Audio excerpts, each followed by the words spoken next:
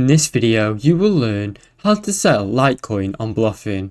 First, log into your Blofin account, open the Blofin app or website, then enter your login credentials such as your email and your password.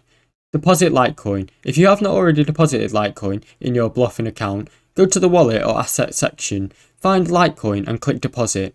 Copy the provided Litecoin deposit address and transfer your Litecoin from your external wallet to Blofin. Then, navigate to the trading section. After your Litecoin has been deposited, go to the trade or exchange section. Look for LTC or USDT or other trading pairs depending on what you want to trade your Litecoin for. Select the amount of Litecoin you want to sell. You can either sell part of your Litecoin or all of your holdings. You'll have the option to sell at a market price or place a limit order at a specific price. For a market order, select market and confirm the sell at the current market price. For a limit order, set a limit which the price you would like to sell your Litecoin and confirm the order. The sale will be completed when the market reaches that price. Confirm the transaction. Review the details of your order, such as the amount, price and fees. Once everything looks good, make sure to confirm and execute the transaction. Thanks for watching.